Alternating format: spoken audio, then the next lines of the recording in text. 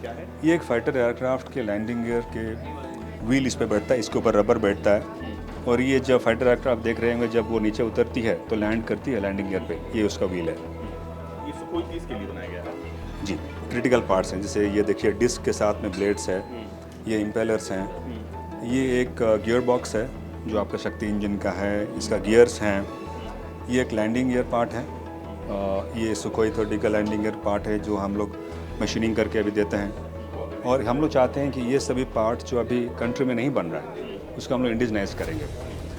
ये पार्ट के अलावा काफ़ी सारे पार्ट्स हम लोग बनाते हैं एयरफोर्स के लिए, क्योंकि काफ़ी सारे जो प्रोजेक्ट हैं एयरफोर्स के उनका इंडिजनाइजेशन होना ज़रूरी है, क्योंकि अभी वो इंपोर्ट करना, तो कहीं ना कहीं हम लोग दूसरे देश के टेक्नोलॉजी के ऊपर डिपेंडेंट हो गए हैं। भारत फोर्ज स्पेशली हमारे जो चेयरमैन है मिस्टर बाबा कल्याणी, उनका थॉट और विज़न है कि सारी टेक्नोलॉजी इंडिया में हो।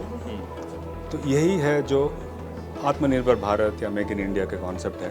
भारत फोर्ज एरोस्पेस में बहुत कुछ कर रहा है। एरोस्पेस में भारत फोर्ज क्या कुछ कर चुका है, क्या करने वाला है, इसी पर बातचीत करने के लिए हमारे साथ एरोस्पेस के सीईओ गुरु विश्वास जी हैं। सर, भारत फोर्ज एरोस्पेस में क्या अवसर देख रहा है? भारत के लिहाज से आप क्या कर रहे हैं? और आगे की आपकी जो प्लानिंग है एरोस्पेस को लेकर, डिफेंस को लेकर, वो क्या कुछ है? भारत फॉर एरोस्पेस हम लोग शुरू किए थे पार्ट्स बनाने में, क्योंकि हम लोग का जो बेसिक ताकत है वो मेटलर्जी मटेरियल साइंस, इस पे हम लोग का है, क्योंकि हम लोग 50 वर्ष के ऊपर हम लोग पार्ट्स बना रहे हैं एंड हम लोग OEM हैं काफ़ी सारे कंपोनेंट्स के। एरोस्पेस इसी के बेसिस पे हम लोग शुरू किए थे कि हम लोग पार्ट्स बनाएंगे, स्पेशली जैसे कि critical jet engine parts, blades, shafts, discs, और ये सब बनाएंगे हम लोग एक्सपोर्ट्स के लिए। क्योंकि हम लोग एक देखे थे कि इंडिया में किसी भी कमर्शियल एयरक्राफ्ट के इंजन्स का एक्सपोर्ट्स के लिए मार्केट है, बट कोई भी निर्माता नहीं है उसमें। तो हम लोग अपना स्ट्रेंथ, अभी हम लोग पार्ट्स बना रहे हैं रोल्स रॉयस के लिए, लीवर के लिए, जैसे कि landing gears, blades, disc, shafts exports कर रहे हैं हम लोग। गोइंग फॉरवर्ड ये हम लोग का पार्ट लेवल हो गया। हम लोग असेंबली लेवल में जाना चाहते हैं, जैसे कि क्रिटिकल सब असेंबलीज रहते हैं, जैसे कि लैंडिंग गियर्स, देन हम basically undercarriage, then will have transmission system both helicopters और एयरक्राफ्ट के लिए। ऐसा क्यों है? क्योंकि इंडिया में जितने भी सारे लाइसेंस प्रोजेक्ट हुए हैं, mostly it is through a TOT, खुद का डिज़ाइन में ये एक गैप है। तो कल्याणी साहब का एक विज़न था कि हम लोग ये गैप को कम करेंगे एंड हम अपना डिज़ाइन और मैन्युफैक्चरिंग फैसिलिटी बैठाएंगे for transmission system and for undercarriage. आप लोग जो बना रहे हैं, एक बार वो दिखा भी दीजिए, क्योंकि देखिए आपका ये जो कॉन्सेप्ट प्रोग्राम है जेट इंजन का, जी एक ये है, आप इस तरफ कह रहे हैं कि ये छोटे यूएवीज के लिए बना रहे हैं। जी, इस तरफ क्या कुछ बनाया है आप लोगों ने, एक बार वो जरा बता दीजिए। तो हम लोग पार्ट से शुरू करें। हाँ, शूट करते हैं। या